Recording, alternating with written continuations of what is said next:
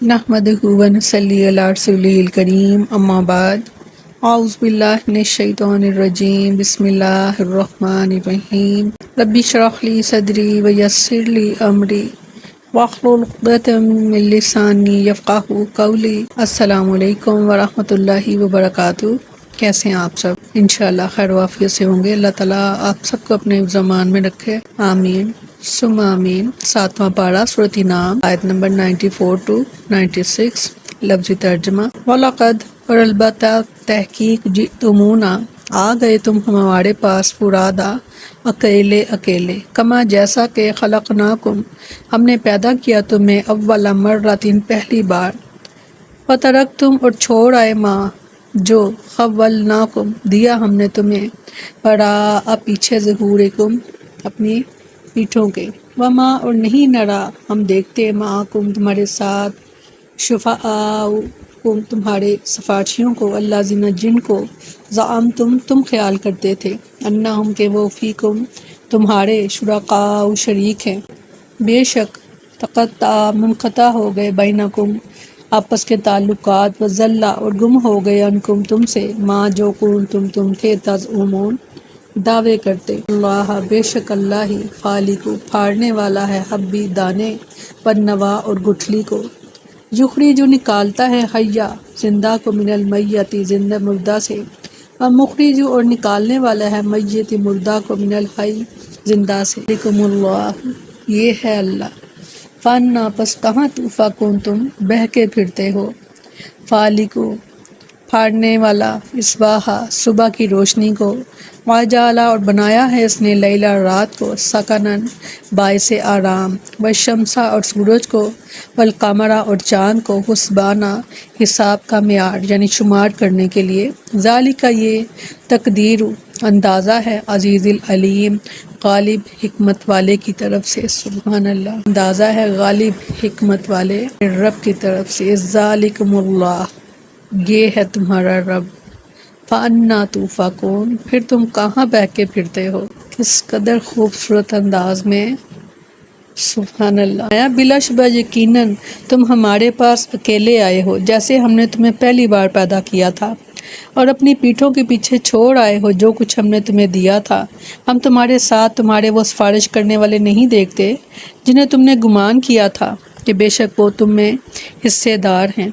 बिलाशुबा यकीनन तुम्हारा आपस का रिश्ता कट गया और तुमसे गुम हो गया जो कुछ तुम गुमान किया करते थे। मैशर में बनी नो इंसान की हालत की मंजर कशी की गई है कि जब हिसाब और जज़ा के लिए अल्लाह के सामने इनकी पेशी होगी तो बिल्कुल तन्हा होंगे, ना इनका माल साथ होगा, ना औलाद, और ना वो बुत और झूठे माबूद साथ होंगे जिन्हें वो अपना सिफारशी गुमान करते थे। पैदाइश के वक्त जो उनकी हालत थी इसी हालत में उठाए जाएंगे। आपने फरमाया वो तेरे रब के सामने सफ़े बांधे हुए पेश किए जाएंगे। बिलाशुबा यकीनन तुम हमारे पास इसी तरह आए हो जैसे हमने तुम्हें पहली बार पैदा किया था।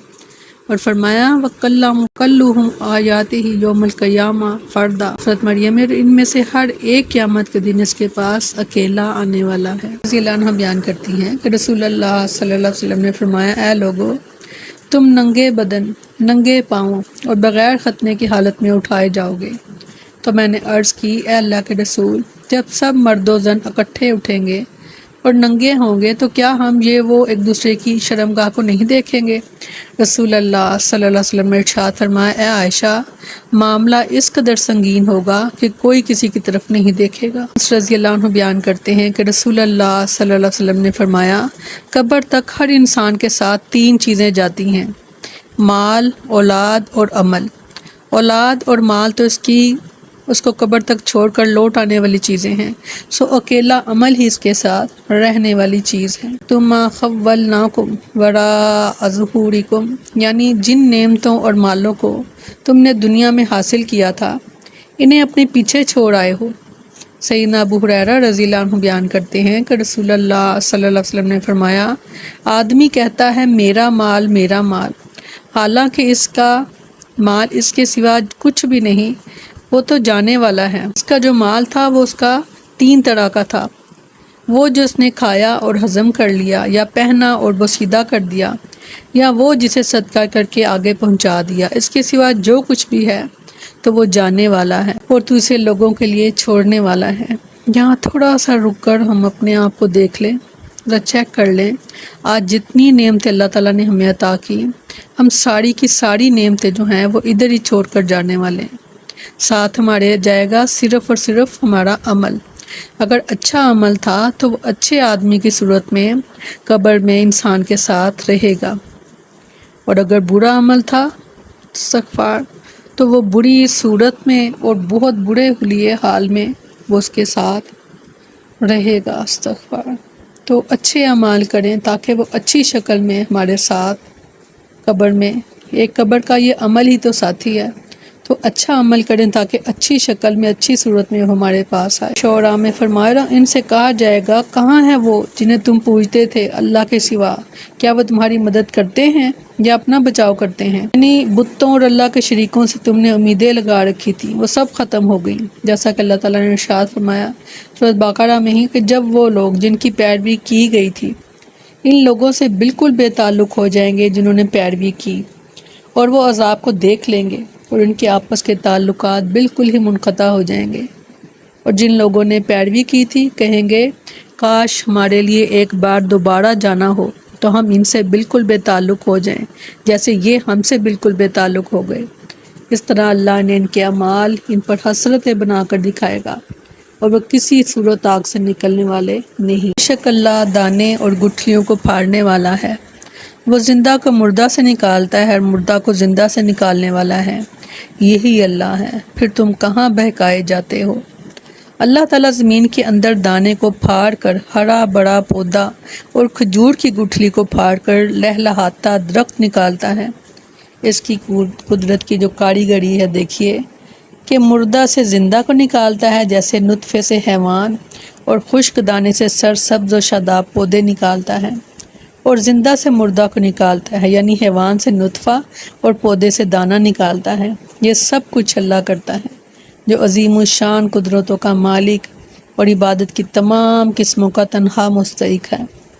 پھر یہ کیسی عجیب بات ہے کہ انسان اس ذات باری تعالیٰ کی بجائے دوسروں کی عبادت کرنے لگتا ہے۔ استغفار۔ صحیح اللہ کی کاریگریاں تو دیکھیں کہ اس درخت کا ایک دانہ دوبارہ سے درخت لگا کر اس پر کئی دانے اپنے جیسے اگاتا ہے۔ اللہ تعالیٰ کی کاریگری تو دیکھو،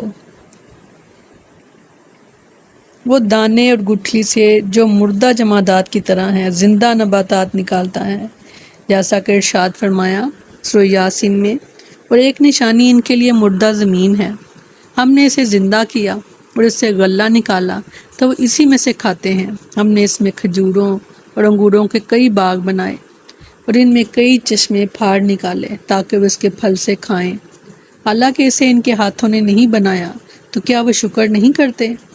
پاک ہے وہ جس نے سب کے جوڑے جوڑے پیدا کیے، ان چیزوں سے جنہیں زمین اگاتی ہے اور خود ان سے اور ان دونوں چیزوں سے جنہیں وہ نہیں جانتے۔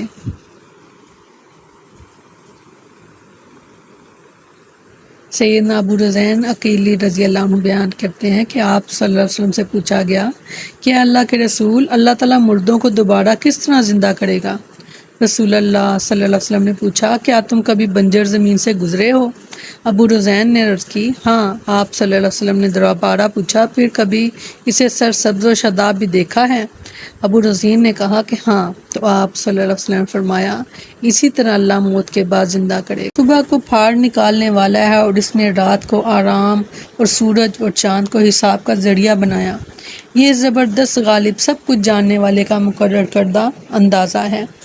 اللہ تعالیٰ رات کی تاریکی کے پردے سے صبح کی روشنی کو نکالتا ہے، اور اس نے رات کی تاریکی کو انسان کے لیے وجہ سکون بنایا کہ دن بھر کی تھکن کے بعد رات کو سوتا اور آرام کرتا ہے، اور آفتاب اور مہتاب دونوں ایک طے شدہ اور مقررہ حساب کے مطابق چلتے ہیں، اور اس میں کوئی تغیر و تبدل رونما نہیں ہوتا، بلکہ ان میں سے ہر ایک کی موسم سرما اور موسم گرما میں منزلیں مقرر ہیں جن کے مطابق یہ چلتے ہیں، اور اسی پر رات دن کا ایک دوسرے کے بعد آنا جانا اور رات دن کا چھوٹا بڑا ہونا موقوف ہے۔ یہ سب اللہ تعالیٰ کی عظیم الشان قدرت کی دلیلیں ہیں۔ بات ہر چیز کو ڈھانپ لیتی ہے اور اس سے ہر سو اندھیرا چھا جاتا ہے تاکہ رات کو تمام اشیاء آرام اور سکون حاصل کر سکیں۔ جیسا کہ سورۃ ضحیٰ میں فرمایا، قسم ہے دھوپ چڑھنے کے وقت کی اور رات کی جب وہ چھا جائے۔ سورۃ اللیل میں فرمایا، قسم ہے رات کی جب وہ چھا جائے اور دن کی کہ جب وہ روشن ہو۔ ان میں فرمایا، اور ایک نشانی ان کے لیے رات ہے، ہم اس پر سے دن کو کھینچ اتارتے ہیں تو اچانک وہ اندھیرے میں رہ جانے والے ہوتے ہیں اور سورج اپنے ٹھکانے کے لیے چل رہا ہے۔ یہ سے سب پر غالب، سب کچھ جاننے والے کا اندازہ ہے۔ سبحان اللہ، بہت خوبصورت آیات ہیں، بہت ہی خوبصورت، اور اس طرح غور و فکر ان آیات پر کیا کریں اور اللہ کی قدرتوں کو، اللہ کی نشانیوں کو دیکھا کریں اور اس کے آگے سجدہ شکر ادا کیا کریں، کیونکہ اللہ تعالیٰ نے فرمایا کہ اے انسان، دنیا میں جو کچھ ہے میں نے تیرے لیے پیدا کیا اور تجھے اپنے عبادت کے لیے۔ تو ہمارا مقصد جو تھا دنیا میں آنے کا وہ اللہ کی عبادت تھا۔ آپ دنیا کے کام بھی کریں مگر عبادت کے ساتھ ساتھ، عبادت کے ساتھ لے کر چلیں دنیا کے کام، نہ کہ دنیا کے ساتھ لے کر آپ عبادت کو چلیں، کیونکہ ہم نے دنیا کے مطابق اپنی عبادات کو ڈھال لیا، اسی لیے ہم ناکام، مسلمان ہوتے ہوئے بھی بہت زیادہ ستائے جا رہے ہیں، جبکہ مسلمانوں کو اللہ تعالیٰ نے فرمایا تھا کہ تم تک میری مدد ضرور پہنچے گی، ضرور آئے گی۔ متقین سے وعدہ ہے اللہ تعالیٰ کا کہ میری مدد لازم آئے گی۔ تو کوشش کریں کہ متقین کی صفات ہم میں آ جائیں اور ہم اس لائن میں جو ہے وہ شامل ہو جائیں، اس لسٹ میں ہمارا بھی نام آ جائے۔ اس کے لیے ہر وقت اللہ کا خوف اپنے دل میں رکھنا پڑے گا۔ اللہ دیکھ رہا ہے، اللہ دیکھ رہا ہے، اللہ سن رہا ہے، اللہ دلوں کے بھید جانتا ہے، وہ آنکھوں کی خیانت کو جانتا ہے، وہ ان خیالوں سے جانتا ہے جو تمہارے ذہن سے ہو کر گزر گئے۔ اللہ سب دیکھ رہا ہے۔ سبحانک اللہم و بحمدک نشہد ان لا الہ الا انت نستغفرک و نتوب الیک۔ سبحان ربک رب العزت عما یصفون وسلام علی المرسلین والحمد للہ رب العالمین۔ السلام علیکم ورحمۃ اللہ وبرکاتہ۔